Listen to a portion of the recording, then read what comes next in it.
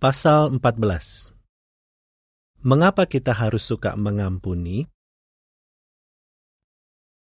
Pernahkah seseorang berbuat salah kepadamu? Apakah ia menyakitimu atau mengucapkan kata-kata kasar kepadamu? Haruskah kamu memperlakukan dia sama kasarnya seperti perlakuan dia terhadapmu? Jika seseorang disakiti orang lain, biasanya ia akan membalasnya dengan menyakiti orang itu juga. Tetapi, Yesus mengajarkan bahwa kita harus mengampuni orang yang berbuat salah kepada kita. Bagaimana jika seseorang berkali-kali berbuat kasar kepada kita? Berapa kali kita harus mengampuninya? Hal itulah yang ingin diketahui Petrus. Jadi, pada suatu hari ia bertanya kepada Yesus, "Haruskah aku mengampuni dia sampai 7 kali?" 7 kali tidaklah cukup. Yesus berkata, "Kamu harus mengampuni sampai 77 kali jika orang itu berdosa terhadapmu sampai sekian kali." Wah, banyak sekali. Kita bahkan tidak akan ingat kesalahan atau hal buruk yang dilakukan seseorang terhadap kita sebanyak itu, bukan? Dan hal inilah yang Yesus katakan kepada kita. Kita hendaknya tidak berupaya mengingat banyaknya kesalahan yang mungkin dilakukan orang lain terhadap kita. Jika mereka minta diampuni, kita hendaknya mengampuni mereka. Yesus ingin memperlihatkan kepada murid-muridnya betapa sangat pentingnya sifat suka mengampuni. Jadi, setelah ia menjawab pertanyaan Petrus, ia menyampaikan sebuah cerita kepada murid-muridnya. Apakah kamu mau mendengarnya? Pada zaman dahulu, ada seorang raja yang baik. Ia begitu baik hati sampai-sampai meminjamkan uang kepada budak-budaknya apabila mereka membutuhkan bantuan. Namun, pada suatu hari, tibalah waktunya bagi sang raja untuk meminta para budaknya membayar utang mereka kepadanya. Nah, seorang budak yang berutang 60 juta keping uang dibawa ke hadapan sang raja. Jumlah uang yang sangat banyak. Namun, budak itu telah menggunakan seluruh uang tersebut dan tidak bisa membayarnya kembali kepada sang raja. Oleh karena itu, sang raja memerintahkan agar dia dijual. Sang raja juga memerintahkan untuk menjual istri budak itu dan anak-anaknya serta semua hartanya. Jadi, dengan uang yang diterima dari hasil penjualan itu, sang raja dibayar.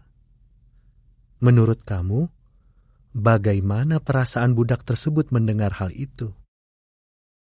Ia berlutut di hadapan sang raja dan memohon, "Tolong, berilah aku waktu lagi, dan aku akan membayar kembali segala sesuatu yang aku pinjam darimu."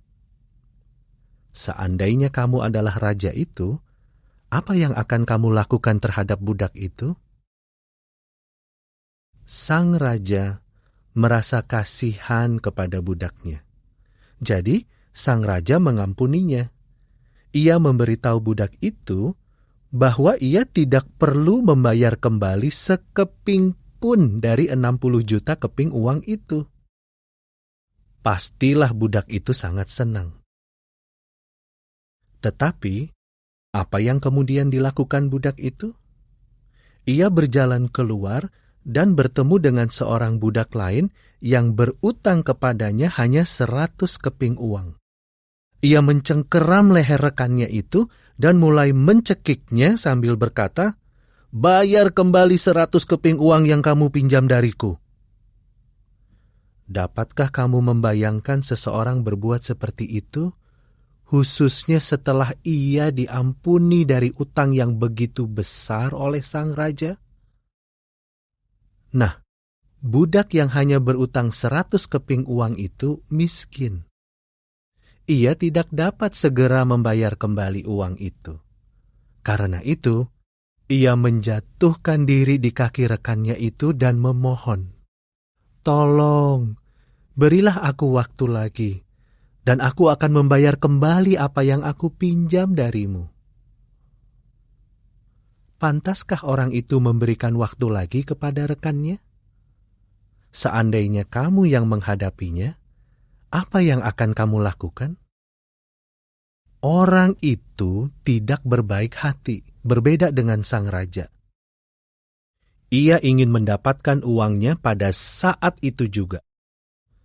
Karena rekannya tidak dapat membayar, ia menjebloskannya ke dalam penjara. Budak-budak lain melihat semua kejadian itu dan mereka tidak senang. Mereka merasa kasihan kepada budak yang dipenjarakan itu. Jadi, mereka menghadap raja dan menceritakan hal itu kepadanya. Sang raja pun tidak suka akan kejadian itu. Ia menjadi sangat marah kepada budak yang tidak suka mengampuni tersebut. Jadi, ia memanggilnya dan berkata, "Budak yang jahat, tidakkah aku membebaskan kamu dari utangmu kepadaku? Jadi, tidakkah seharusnya kamu mengampuni rekanmu?" Budak yang tidak suka mengampuni itu seharusnya menarik pelajaran dari sang raja yang baik, tetapi ia tidak melakukannya. Oleh karena itu, sang raja memerintahkan agar budak itu dijebloskan ke dalam penjara sampai ia dapat membayar kembali 60 juta keping uang itu. Dan tentu saja, di penjara ia tidak akan pernah dapat mengumpulkan uang untuk membayar kembali utangnya kepada sang raja. Jadi, ia akan berada di sana sampai ia meninggal. Seraya Yesus mengakhiri cerita ini, ia berkata kepada para pengikutnya, "Dengan cara yang sama Bapa Surgawiku akan memperlakukan kamu jika kamu masing-masing tidak mengampuni saudaranya dari hatimu." Matius 18 ayat 21-35. Pahamilah, utang kita kepada Allah sangat banyak. Sesungguhnya, kehidupan kita berasal dari Allah. Jadi, apabila dibandingkan dengan utang kita kepada Allah, utang orang lain kepada kita hanyalah sedikit. Utang mereka kepada kita sama seperti 100 keping uang yang dipinjam budak yang kedua itu dari rekannya. Tetapi, utang kita kepada Allah karena kesalahan-kesalahan yang kita lakukan adalah seperti 60 juta keping uang yang dipinjam budak itu dari sang raja. Allah sangat baik hati. Walaupun kita telah melakukan banyak kesalahan, Ia mengampuni kita. Ia tidak menyuruh kita membayarnya dengan mengambil kehidupan kita selama-lamanya. Tetapi, inilah pelajaran yang perlu kita ingat. Allah mengampuni kita hanya jika kita mengampuni orang-orang yang berbuat salah kepada kita. Bukankah hal itu perlu kita renungkan? Jadi, apabila seseorang berbuat tidak baik kepadamu, tetapi kemudian mengatakan bahwa ia menyesal, apa yang akan kamu lakukan? Apakah kamu akan mengampuninya? Bagaimana seandainya hal itu terjadi berkali-kali? Apakah kamu akan tetap mengampuninya? Seandainya kita adalah orang yang minta diampuni, kita tentunya menginginkan orang lain mengampuni kita, bukan? Jadi, kita harus melakukan hal yang sama terhadap dia. Kita bukan saja harus mengatakan bahwa kita mengampuninya, melainkan kita juga harus benar-benar mengampuninya dari hati kita. Dengan melakukannya, kita memperlihatkan bahwa kita benar-benar ingin menjadi pengikut Guru Agung. Untuk mengerti pentingnya sifat suka mengampuni, mari kita baca juga Amsal 19 ayat 11, Matius 6 ayat 14-15 dan Lukas 17 ayat 3-4. Sekarang, mari kita lihat gambar-gambar di pasal ini dan jawablah pertanyaan-pertanyaannya. Apa yang Petrus ingin ketahui tentang pengampunan?